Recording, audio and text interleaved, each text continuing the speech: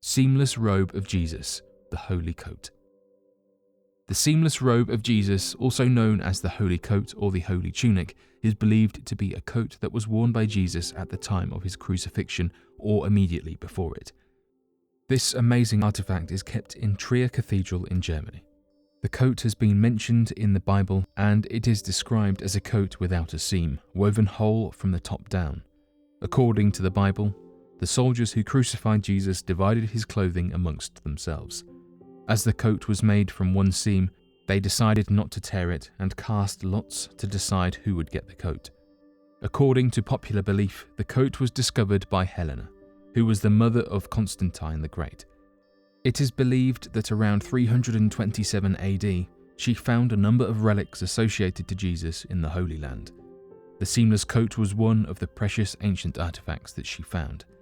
Upon finding the coat, she sent it to the city of Trier. Her son Constantine was living there before he became the emperor. However, the robe first appears in historical records during the 12th century. The historical records show that on May 1st, 1196, Johann I was the Archbishop of Trier at the time, consecrated the seamless robe.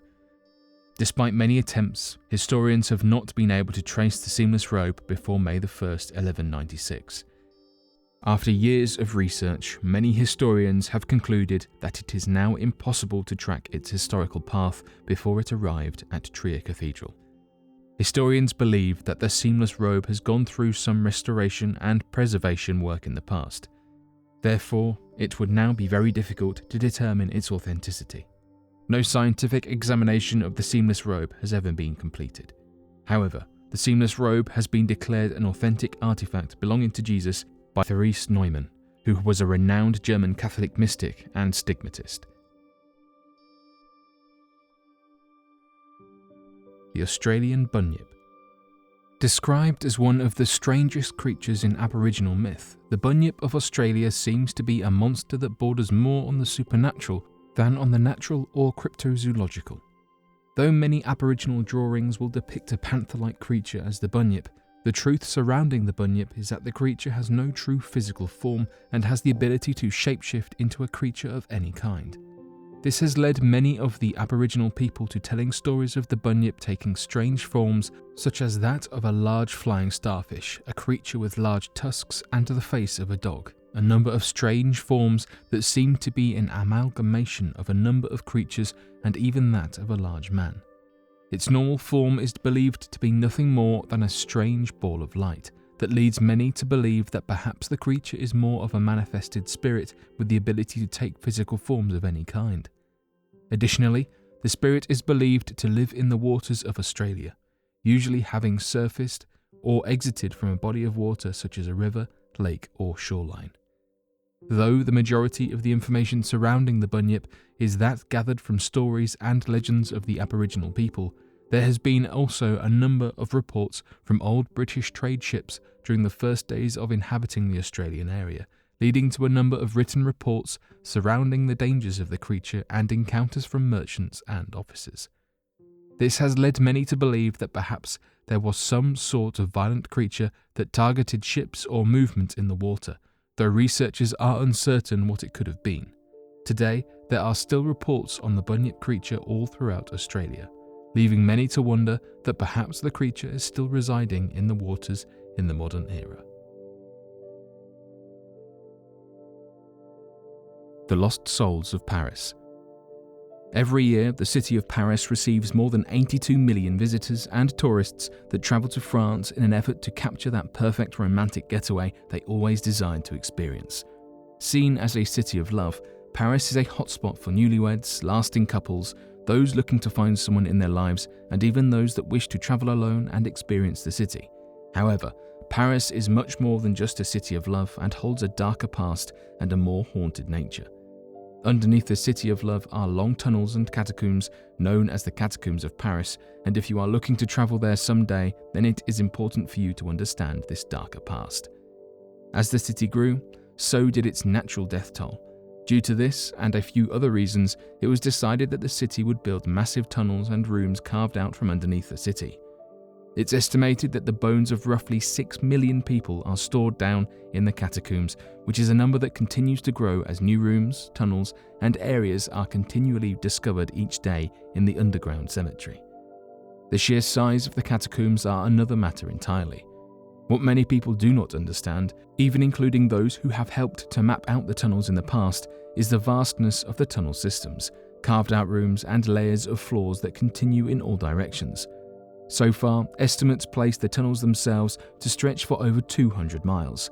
This has led many people who enter the tunnels without proper equipment or experience to become lost in the vastness of the catacombs, and has even extended to the most experienced travelers to have to turn around in fear of becoming lost in the complex and disorientating sizes and distances the tunnels and rooms provide.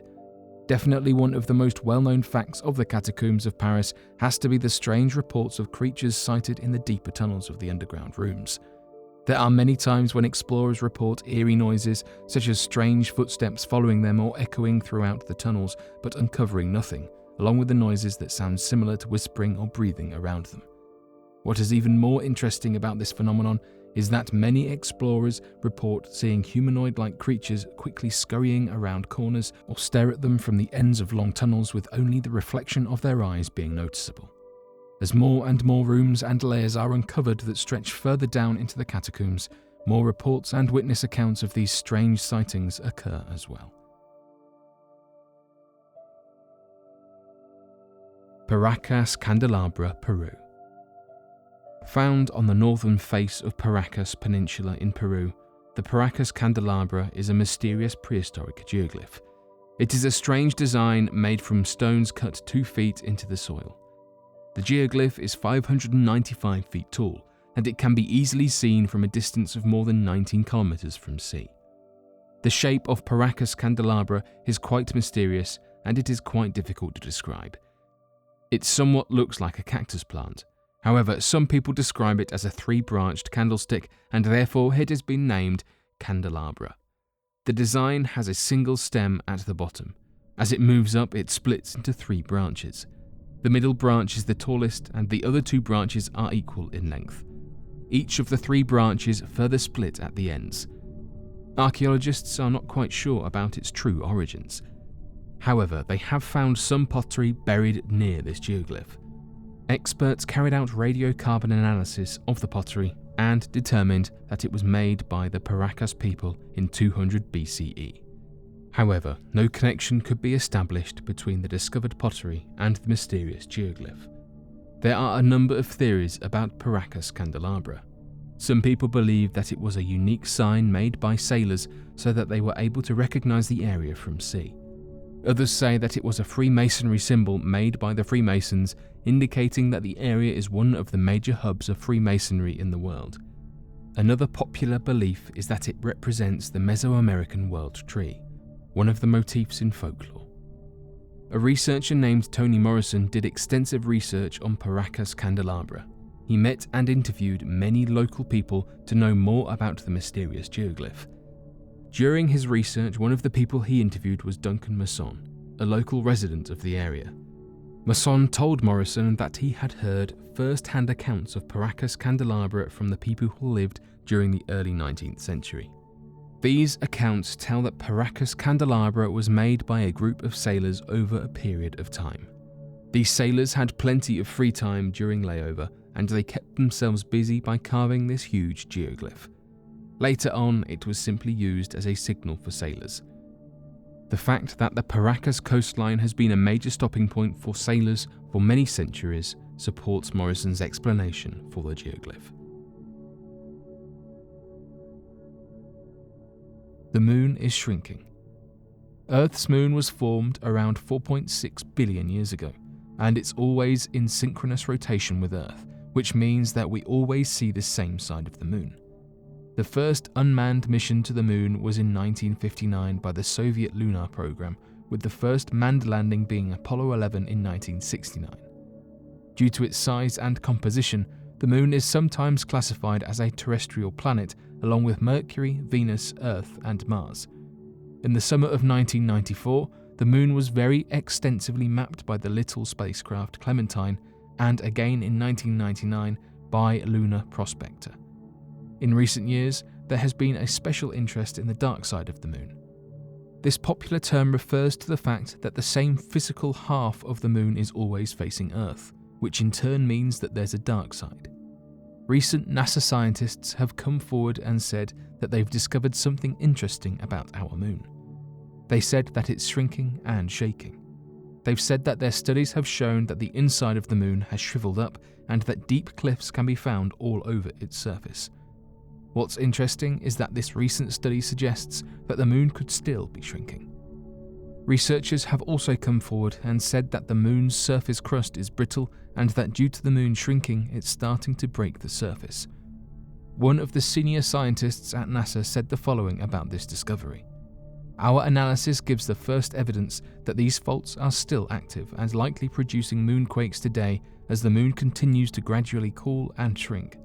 Some of these quakes can be fairly strong, around 5 on the Richter scale. The scientists have also been using high-detailed images to help the discovery of other faults. The Lunar Reconnaissance Orbiter camera has snapped over 3,500 images, and these have helped scientists to understand what's going on the surface of the moon. Some photographs in particular have shown them that there are bright patches and scraps on certain terrains. These small details are showing the researchers that recent quakes have happened on the moon. These moonquakes can last up to an hour and have been known to send boulders rolling down cliff slopes. One researcher said that around 20 to 30% of the moonquakes were most likely generated by built-up energy from these faults, and that they didn't think this had happened from naturally occurring space debris like asteroids. NASA scientists have said that they are keeping a close eye on this seismic shaking. This recent discovery was published in the journal Nature Geoscience.